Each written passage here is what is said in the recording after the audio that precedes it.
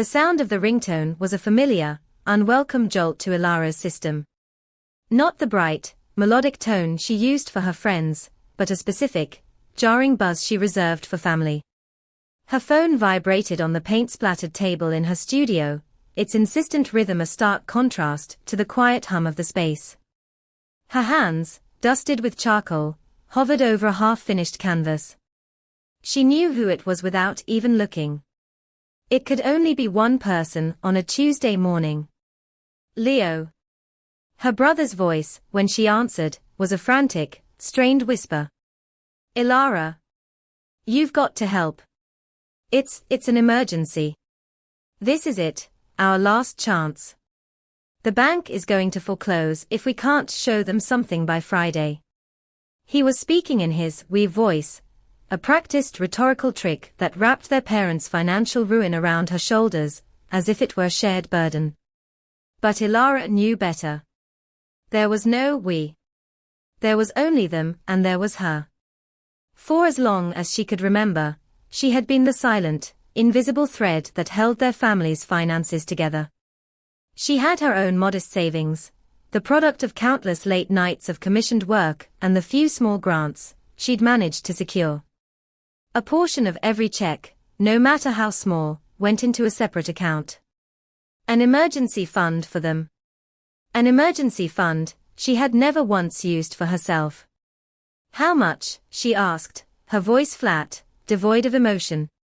She was so practiced at this part of the conversation, she could perform it in her sleep. A big one, Elara. The biggest yet, Leo stammered, his usual swagger replaced by a panicked desperation. 50,000. It has to be 50. A coldness settled in her stomach. It was almost everything she had. The number felt obscene, an unconscionable sum that would wipe out months, years, of painstaking work. For a fleeting moment, she almost said no. She almost told him to figure it out himself. To sell one of the countless antiques they guarded with more fervor than they guarded her heart.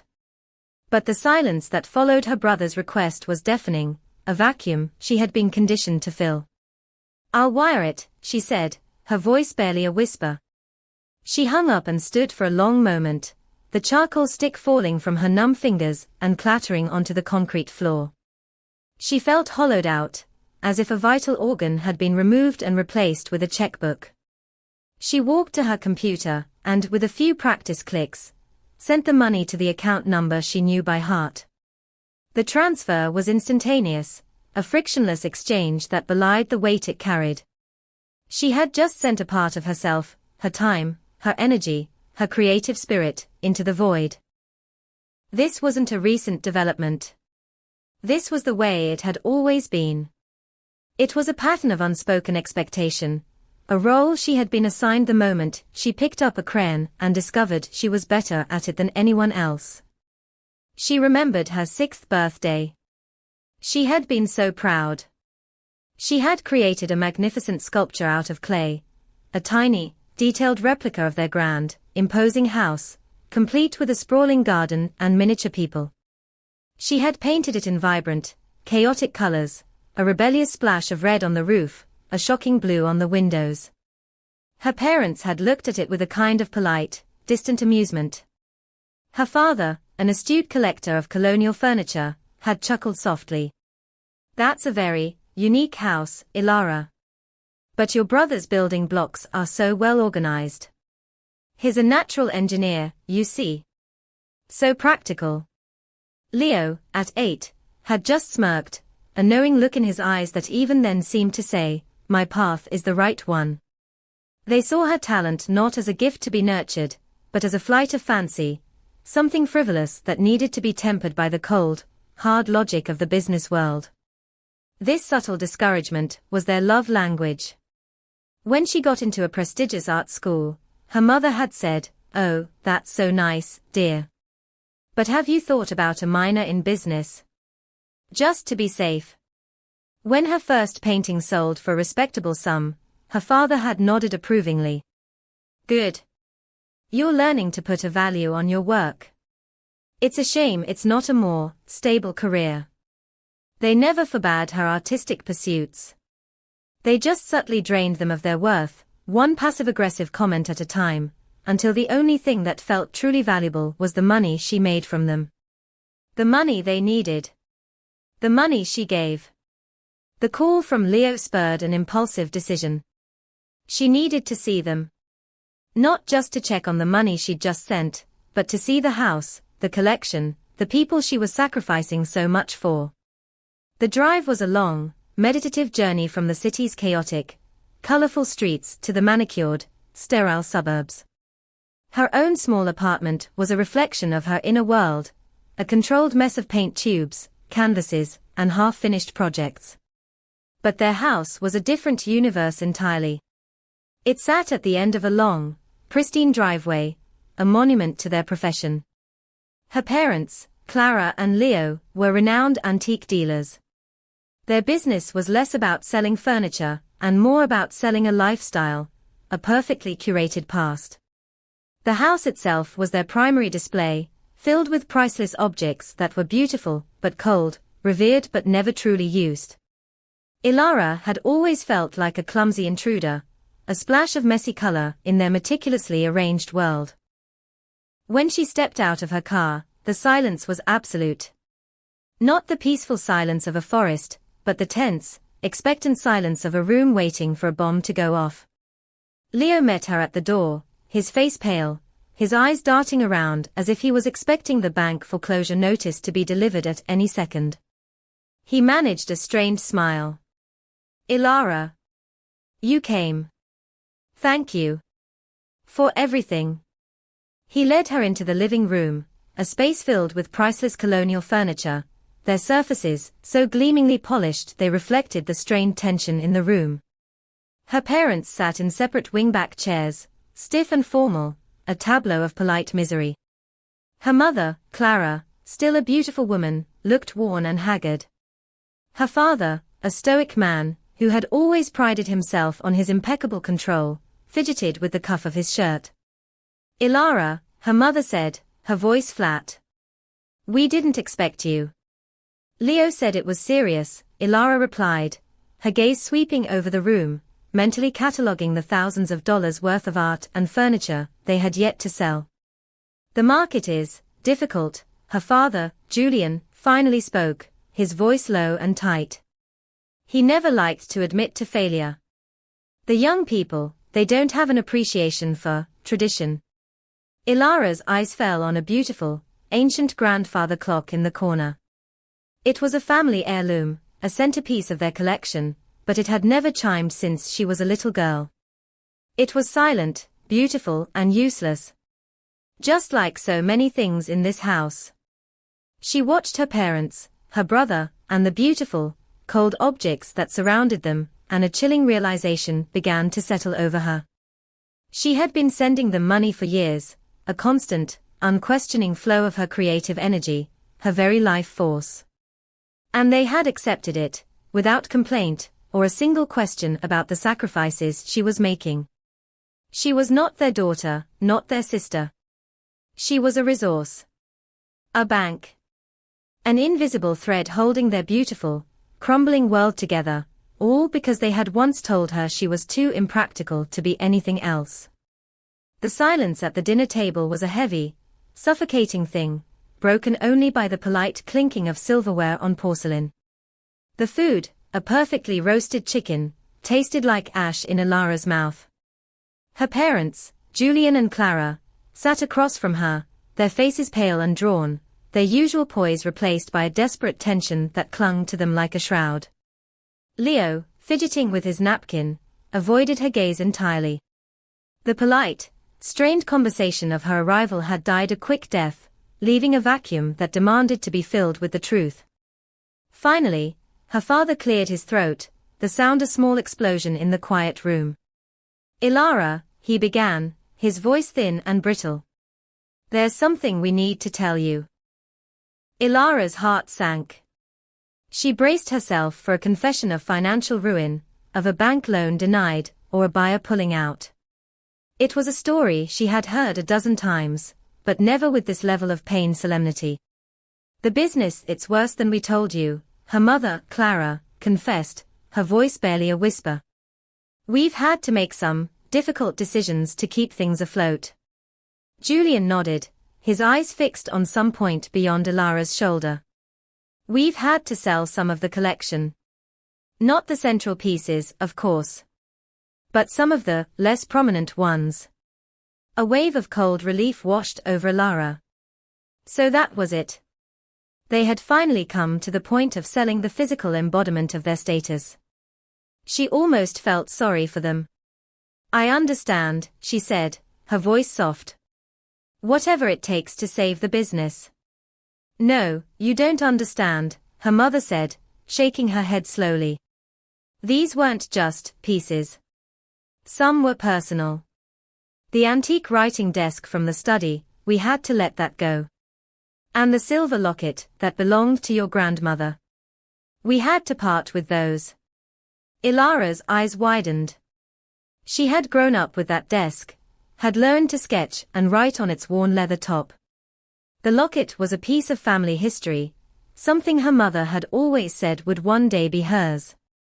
It was a betrayal of a different kind, not of her, but of their own legacy.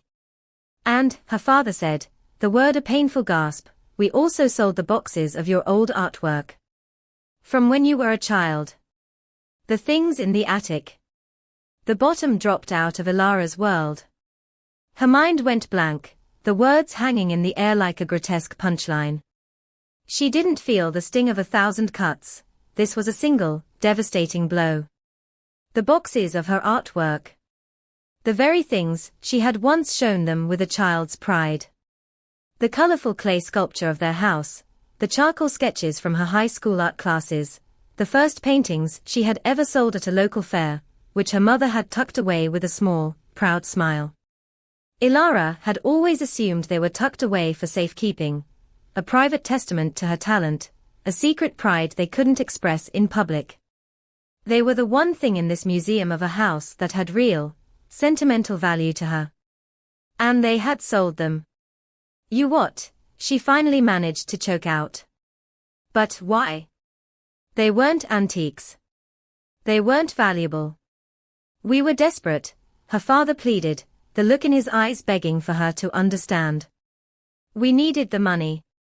A private collector was interested in a lot of things from the house. The lie was so transparent it was almost laughable. The market for old, unproven artwork by an unknown artist was non-existent. The only value those pieces had was to her, and to the parents who were supposed to cherish them. Later that night, Elara found Leo in the hallway, pacing nervously. He seemed to have been waiting for her, and she felt a new, cold clarity. She had to hear the lie again. Not from her parents, but from her brother. Leo, she said, her voice low and flat. What was all that about? The paintings, what did they do with them? He stopped pacing and met her gaze. The carefully constructed sympathy on his face was a mask she could now see right through. It's all good, Elara. Don't worry about it. Mom and Dad had to offload some old things. It was just clutter from the attic, right? Clutter. Elara's voice rose, a sharp tremor running through it. That was my work, Leo. My childhood. My history. Leo feigned a sigh of exasperation, a performance he had perfected over the years. Look, Elara, they're just paintings. They had to raise capital. We'll be fine now, thanks to you. Can we just move on? He reached out to pat her arm, a condescending gesture he had used since they were children. She recoiled. It was then that her mother, Clara, emerged from the shadows of the living room, her face tight with a silent anger. Don't be so dramatic, Elara, she said, her voice a chilly whisper. We only sold things that were valuable to special people. The words were a dagger, a brutal, casual cruelty. It was a line that cut through all the carefully crafted lies and revealed the truth beneath. The watch, the locket, the desk, they were all valuable because they belonged to their perfect family, their special people. But Elara's artwork, the tangible proof of her soul and her dreams, was just clutter. It was not valuable, because she was not special. She was a resource. A bank. A well to be drawn from, not a person to be cherished. The air around her seemed to freeze. She looked at her mother's perfectly composed face, at Leo's practiced indifference, and she saw them not as her family, but as strangers. They had looked at her life's work, a testament to her hopes and her talent, and had sold it for parts. They had sold her. Elara retreated to her old bedroom, a room she had outgrown and left behind years ago. She sank onto the dusty bed, the shock giving way to a bone-deep grief. She replayed her mother's words in her head, the terrible, brutal finality of them. It was the truth of their relationship, laid bare. She was a means to an end. The tears came then, hot and furious, and for the first time in a long time, she allowed herself to truly grieve. But the grief was quickly replaced by a cold, numbing clarity.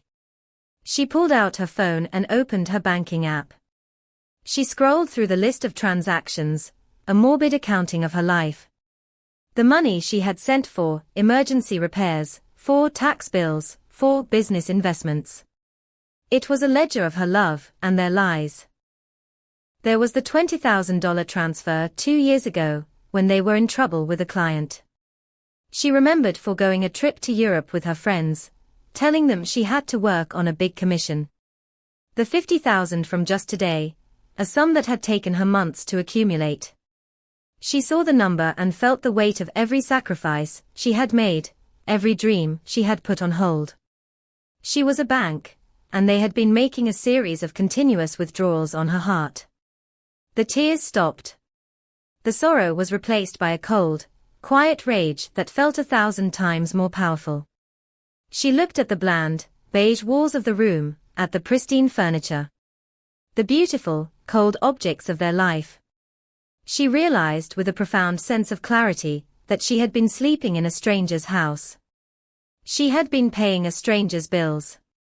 They had taken her love, her loyalty, her very soul, and had used it to prop up their own failing reality. The pain was no longer a dull ache. It was a fire. And as she lay there, staring up at the ceiling, she made a silent vow. She would not only take back her art, but she would take back her life. She would show them exactly what valuable truly meant.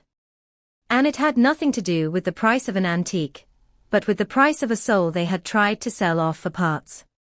The drive back to the city was a long, silent blur. The polished, suffocating world of my parents' home seemed to melt away in the rearview mirror, replaced by the familiar chaos of the city skyline. I felt as if I were returning from a different lifetime. The girl who had left was heartbroken and lost. The woman who arrived was something else entirely. The grief was still a heavy stone in my stomach, but beneath it, a cold, hard resolve was beginning to form. My home, my studio, was a world away from theirs, a vibrant, lived-in space of controlled disorder, filled with the scent of turpentine and the promise of a blank canvas. It was the only place where I felt like myself. I didn't go there first. I drove straight to Liam's gallery. It was after hours, the front door locked, but he let me in. The space was pristine and silent, the artworks on the walls sparklet like silent observers. Liam, with his sharp eyes and kind smile, was the opposite of my family. He was direct, honest, and he saw things as they were. He had been trying to get me to commit to a solo exhibition for years, sensing a depth in my work that I hadn't even begun to explore. He had always tried to validate my talent in a world that subtly, constantly, devalued it. I told him everything. The confession was a torrent of words, a painful, disjointed narrative of the phone calls, the bank transfers, the lie about the antiques, and the final, crushing revelation about my artwork. I watched his face as I spoke. He didn't interrupt, didn't offer platitudes. He just listened, his expression shifting from empathy to quiet fury. When I was finished, the silence returned, but this time it was different. It was a silence of understanding. "My God, Elara," he said, his voice low and tight. "That's not just a lie. That's a profound betrayal. They didn't just sell your things. They sold your history. Your legacy." His words hit me with the force of a physical blow. He didn't see my parents' actions as a sad, desperate attempt to save their business. He saw it for what it was, a calculated decision to trade my art for cash, a final act of dismissal. For the first time, someone outside my own head understood the gravity of what I was feeling. That night, my passive heartbreak was replaced by an active, burning desire for justice. Liam, a man with a vast network of contacts in the art world, immediately set to work. He started making calls, using a mix of charm and professional leverage to dig into the mystery of the private collector. His network was a web of hushed conversations and guarded secrets, but he was good at unraveling them. The discovery was chilling. The private collector wasn't some random art lover. He was a prestigious and secretive art dealer named Marcus Vance, a man who had made a name for himself by acquiring works from emerging, unknown artists, often at a fraction of their future value. He had an almost mythical reputation for a preternatural ability to spot talent before the world knew to look. The realization settled over me like a layer of cold dust. My parents hadn't sold my art to someone who just happened to like it. They had sold it to a man who understood its potential value. The very value they had spent a lifetime telling me my work didn't have. The betrayal was far deeper than I had originally imagined. It wasn't just a convenient lie. It was a calculated, knowing act of deception. Liam managed to get a list of the works sold to Marcus Vance's collection.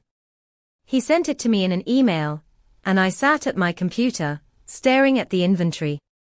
It wasn't a handful of old things. It was a vast, comprehensive collection of my creative life, from my earliest drawings to my first serious pieces. I read the titles, and each one was a new echo from my past, a painful memory. Red House, Blue Garden, my very first painting, made when I was 6, a rebellious clash of colors on a small canvas. I remembered the pride I felt showing it to my parents, and my father's polite, but unenthusiastic praise. A Girl and Her Dog, a charcoal sketch of my childhood dog, a piece that captured not just his likeness, but his playful soul. It was the first time I felt I truly captured a feeling on paper. The Sun Chaser, a vibrant, abstract piece I created in high school, a chaotic burst of color that I had poured all my teenage angst and ambition into. It was the piece my mother had smiled at with that same, bittersweet pride, before saying I should be more like my brother. The titles were a living biography of my artistic soul, sold off for a failing business, and a series of polite lies. It was all there, in black and white, laid out as a financial transaction. The truth wasn't just in their words, but in the cold, transactional nature of the deal. They had sold my artistic legacy, piece by piece, as if it were a commodity. My heartbreak didn't feel like a wound anymore. It felt like a foundation. A new, solid ground to stand on. The sorrow was gone, replaced by a cold, clear-eyed resolve. I would not only get my art back, but I would use this betrayal as the most powerful creative fuel I had ever known. My parents had sold my history, but I would reclaim it, publicly and unapologetically, for all the world to see. The awakening had begun, and it was a masterpiece waiting to be painted. The appointment with Marcus Vance felt less like a meeting and more like an audience with a king. His gallery was not a place of art, but of commerce, a minimalist vault of polished concrete floors and stark white walls. The air was cool and silent, the kind of stillness that comes from extreme wealth. Liam was in his element, his easy confidence a stark contrast to my own anxiety. I felt a return of the familiar, unwelcome feeling of being a clumsy, out-of-place intruder. Vance was a man who looked like his reputation, sharp, precise, and utterly unreadable. He had the eyes of a man who could see a person's worth in a single glance. He listened to Liam's polished explanation of our quest, his face a mask of polite indifference. Liam spoke with an easy eloquence, praising Vance's discerning eye and his talent for spotting the next big thing. He didn't plead, he reasoned. He positioned the works not as lost relics, but as a wise investment. You have a knack for finding value where others see none, Mr. Vance, Liam said, his voice smooth. The Thorn collection is a perfect example of your foresight. Vance finally looked at me, his gaze lingering on my face. The Thorn collection, he mused, a faint, condescending smile playing on his lips. I don't believe I've ever dealt with a thorn. I dealt with a family from the suburbs who claimed they were selling me heirlooms. They said they were cashing out a few old antiques to keep their business afloat. A cold, sick feeling began to spread through my stomach. Vance wasn't playing a game. He was laying out the truth with a casual cruelty that made my parents' lie feel impossibly small. He swiped at his tablet, and an image flashed on the screen. It was my watercolor painting of a vase of lilies, a gift I had given my mother for her birthday when I was 21. A piece she had looked at with a strained smile, telling me how lovely it was before tucking it away in the attic. They weren't heirlooms, Vance continued, his tone matter-of-fact. They were your art, Miss Elara. Your early work. A full collection, in fact. They called it clutter. Said it was all things from a long-abandoned hobby, and that they were happy to get rid of it. But I knew better. I specialize in finding the work that's meant to be lost. I knew what I was buying. The words were a brutal, final betrayal. It wasn't about desperation. It was a lie. They hadn't sold my art because they were in a financial crisis. They had sold it because they were in a spiritual one. They had looked at my soul, my passion, and saw not worth, but a commodity to be cashed out. They had claimed my art had no value while secretly profiting from the very value they so casually denied. The last flicker of hope I had, the small, tiny part of me that had believed they had only sold a few old things, died a painful death. My sadness was gone, replaced by a cold, quiet fury that settled deep in my bones. I didn't feel rage, not yet. I felt a clear, profound resolve. I would not let them win. I would not let them get away with this. Liam, sensing my change in mood, ended the meeting and led me out into the cool, quiet street. He didn't speak until we were in his car, the engine a low hum. He knew, Elara, Liam said, his voice low and tight. They weren't desperate. They were deceitful. They sold you out. All of you. I nodded, my gaze fixed on some point in the distance. The pain had been a fire, but now it was forged into a weapon. I wasn't just going to get my art back. I was going to use it. I was going to reclaim my life, publicly and unapologetically, for all the world to see. I need my art back, Liam, I said, my voice as cold and clear as a winter morning. All of it. Every last piece. He won't sell, Elara, Liam warned, his eyes grave. Not to me. Not to you. He sees the profit. He knows your work is about to explode. He doesn't have a choice, I replied, a new plan forming in my mind. We're going to use your gallery. We'll hold an exhibition of my work. The most powerful pieces, the ones that came out of this. It will be a public statement, a very loud story. He won't be able to hold on to the collection when the whole art world is watching. Liam smiled, a slow, predatory grin that I had never seen before. He was a partner in this, a co-conspirator. The gallery was no longer just a place to display art. It was now a stage for a showdown. My heart may have been broken by a lie, but my purpose was being built on the foundation of the truth. I was no longer a victim. I was an artist with a mission. And the awakening had finally begun. The polished wood of the front door felt cold beneath my knuckles, a stark contrast to the burning resolve inside me. I wasn't here as their daughter anymore. I was here as a creditor, a business associate, a person who had come to collect. The silence of the house, that had once felt so intimidating, now felt brittle and fragile, as if a single word from me could shatter it. My father, Julian, opened the door, a look of tired surprise on his face. "Elara. We didn't expect you." "I'm not here to stay," I said, walking past him into the living room, a space that was more museum than home. The antiques, the silent clocks, the gleaming surfaces, they all looked like props in a play. I stood in the middle of the room, my gaze unwavering as my mother, Clara, and my brother, Leo, entered. The confrontation was swift. I didn't raise my voice. I didn't cry. I simply laid out the truth like a list of crimes. "I know what you did. I know you didn't sell me to a private collector. You sold my art to Marcus Vance, an art dealer who knew exactly what he was buying."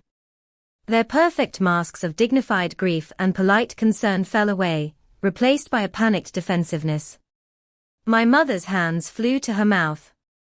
My father's face went pale. "Elara, what are you talking about?" my father demanded, but his voice lacked its usual commanding presence. I didn't let them speak. He told me everything. "You didn't sell a few old things. You sold my entire childhood. My early works, my history, my artistic soul. You told me they were worthless, just clutter. But you lied. You knew they had value. You sold them as a collection, as a legacy. A legacy you took from me and profited from."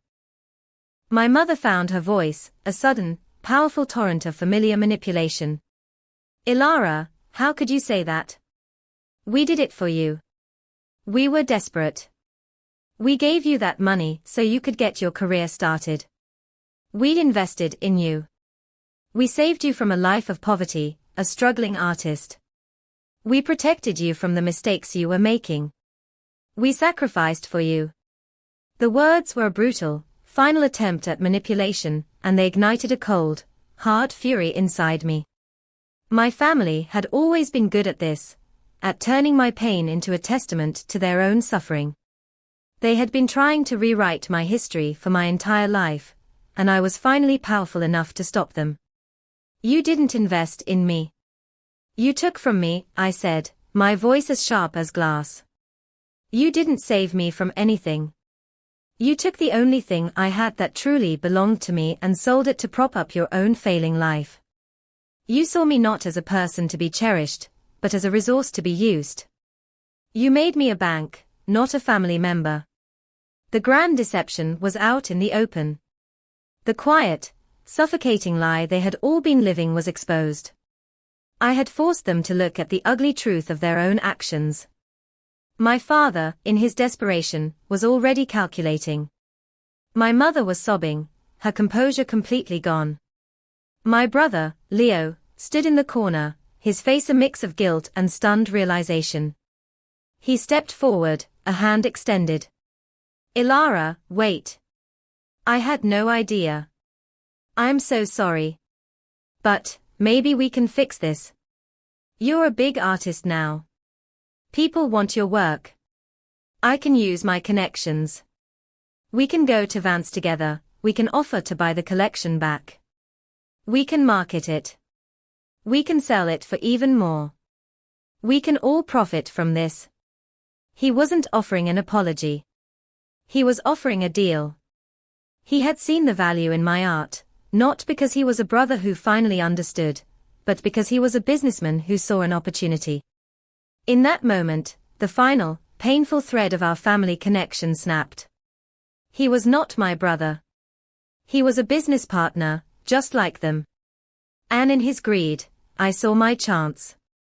"No," I said, my voice a sudden, calm whisper that silenced the room.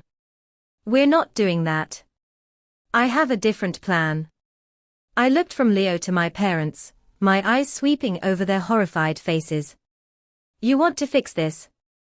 You want to salvage your reputation? You want people to see you as the family that produced a successful artist?" They all looked at me, caught in a shared, desperate hope. "You're going to fund my solo exhibition at Liam's gallery," I said, my words a series of demands, not requests. "The full cost. The marketing, the venue, the publicity. Everything." I watched my father's face tighten, the lawyer in him instinctively calculating the cost. "And you're not getting a cut. You're not a partner in this. I get 100% of the profits from every single painting I sell. This is my art, my life, and my victory." My parents were stunned. It was a deal they couldn't possibly refuse, because they knew their reputation was worth more than any price I could name. They had always valued their name above all else. And I was going to make them pay for their betrayal by investing in my success. I had taken their lie and turned it into my leverage. I turned to leave, and my father's voice stopped me. "Elara, why are you doing this?" "This is not an act of revenge," I said, a final, clear truth. "This is an act of reclamation. You sold me to a collector. And now, I'm buying myself back." I walked out of the house, not as a heartbroken girl, but as a woman who had finally found her power. The door closed behind me with a quiet click, and the silence that followed was no longer empty. It was filled with the promise of a long, hard-fought, and well-deserved win. The studio, once a place of solitary creation, became a crucible of shared purpose. Liam and I worked side by side, our partnership a silent, powerful rhythm. We had no time for small talk. Our conversations were about color, composition, and the texture of my childhood rage. My past wasn't a memory anymore, it was a blueprint. I had the list of my sold works, the inventory of my stolen legacy, and I set out to recreate them, but with the full force of my adult pain and skill. The innocent little clay house I had sculpted at 6, with its rebellious splashes of red and blue, became a larger-than-life sculpture. The colors were no longer naive. They were sharp, deliberate, and chaotic, a metaphor for the family that looked perfect from the outside, but was broken on the inside. The teenage charcoal sketch of my dog was rendered in bold, unforgiving strokes, his once playful eyes now filled with a deep, sorrowful wisdom. Each piece was a reclamation, a defiant act of taking back what was mine. The process was both cathartic and agonizing. I was not just painting. I was reliving every memory, every betrayal, and every quiet moment of being overlooked. The paintings, in their new form, were raw and powerful. The innocence of my childhood art was gone, replaced by a searing emotional honesty that could only come from a long-simmering wound. Liam would watch me work, a quiet observer, his presence a constant source of validation.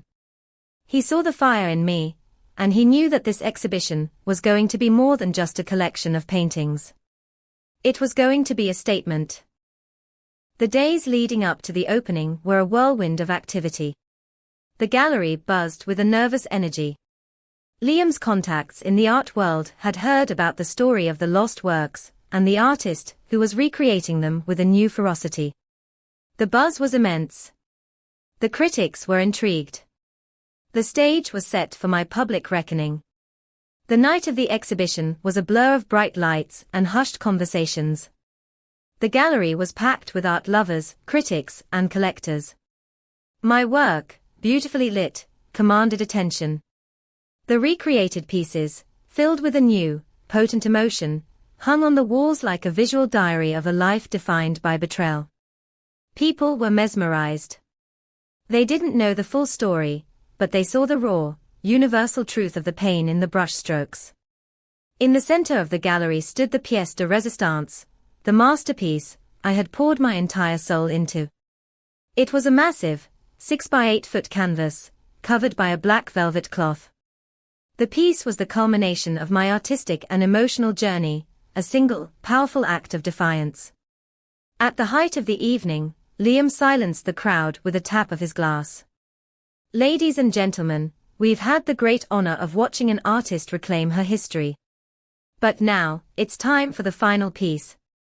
The one that tells the full story." He pulled the velvet cloth away, and the gasp from the crowd was a collective breath of awe. The painting, titled The Awakening, was not a portrait, but an abstract masterpiece. In the center, a heart-like shape was rendered in fragmented, shattered glass and sharp, jagged lines. Radiating out from it were threads of gold and silver, pulling at the pieces of the heart, trying to hold them together. The top half of the canvas was a warm, vibrant color palette, my dreams, my life's passion. The bottom half was a cold, muted gray, a testament to the emotional void that my family had created. It was a stunning, visual metaphor for a family that had fractured my soul for their own gain. As I stood, looking at the painting, I saw them. They had arrived, just as I knew they would. My mother, my father, and my brother, Leo, stood in the doorway, a look of polite condescension on their faces. They were here to witness my success and to take credit for it, to show the world that they were the parents of a famous artist. Their eyes swept the room, and their smiles began to falter. They saw the paintings. The raw, emotional versions of my childhood work. They saw their own lives reflected on the canvases, the subtle indictments, the quiet condemnations. They walked to the center of the gallery, drawn to the centerpiece of the exhibition. My mother's eyes fell on the title, The Awakening. She looked at the fragmented heart, the sharp, jagged lines, the cold color palette at the bottom of the canvas, and her perfect composure finally broke. Her face went pale with dawning horror. They had been so focused on seeing my success that they never once stopped to think about what the art was actually saying. My father's face was a mask of cold, devastating realization. He saw not a tribute to his family, but a brutal, honest indictment.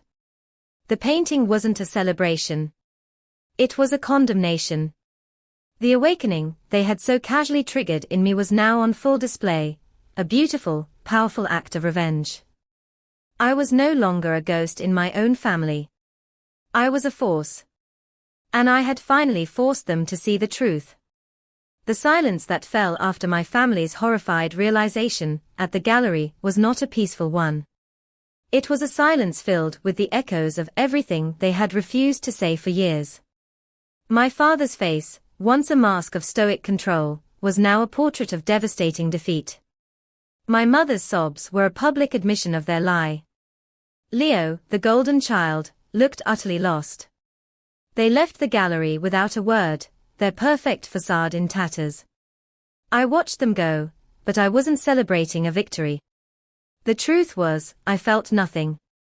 No triumph, no satisfaction. Just an immense, bone-deep weariness. My carefully orchestrated revenge had not filled the void in my heart. It had only exposed it for what it was. A gaping wound. The next day, the story broke. Marcus Vance, a man who saw both a business opportunity and a chance to expose his rivals, spoke to the press in a fit of righteous fury. He revealed the entire sordid tale. How my parents, the esteemed antique dealers, had sold off my early art under false pretenses. He presented the documents, the receipts, and the proof that they had sold me for parts. The scandal was swift and brutal. My family's reputation was in tatters, their business, already on the brink, collapsing under the weight of the public shame. The beautiful, cold house that was their symbol of success was now just a shell, a monument to their lies. My phone rang constantly, a relentless barrage of calls from my parents, from Leo, from relatives, who had no idea what was going on. I let it ring. I had nothing left to say.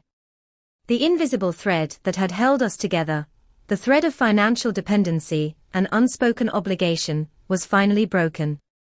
I was free. I had fought and won my independence, not just financially, but emotionally. I was a celebrated artist, a woman who had reclaimed her history, but the victory felt hollow. I had what I had always wanted, but I was still alone. The final act of my journey took me away from the city. I returned to the small town of my childhood, to the house I had once sculpted from clay. I stood in front of it, a woman who had found her power, but was still searching for a sense of belonging. The memories of my younger self, so full of hope and a rebellious spirit, felt like a ghost. I had spent so long defining myself by their betrayal that I had forgotten who I was without it. I visited the local art gallery, the one where I had sold my first paintings. The owner, an old friend of my grandfather's, smiled warmly at me. He had always believed in me, a silent ally in a family that didn't. He told me that my grandfather, the artist who had been denied his dream, had always spoken of me. He said my grandfather saw a light in my soul that reminded him of himself. The words were a balm to my wounded heart. I finally returned to my studio, a space that was once a sanctuary, but now felt like a lonely castle. The phone rang again, a call from my mother, a name that still had the power to make my heart ache. I looked at the screen, and I thought about the first episode. The panicked call from Leo, the $50,000, the gut-wrenching betrayal of the watch. I thought about the broken pieces of my family and the impossible expectations that had shattered us all. I looked at my last canvas, an unfinished piece that was a blank slate. The rage that had fueled me was gone, and I felt nothing. The victory was complete, but I was still a person without a home. The past was behind me, and the future was an empty canvas. I had reclaimed my life, but I was not yet at peace. The emotional journey was not over, but it was finally mine to paint. I looked at the phone, and for the first time, I felt a flicker of hope. I had a story to tell, and it was my own.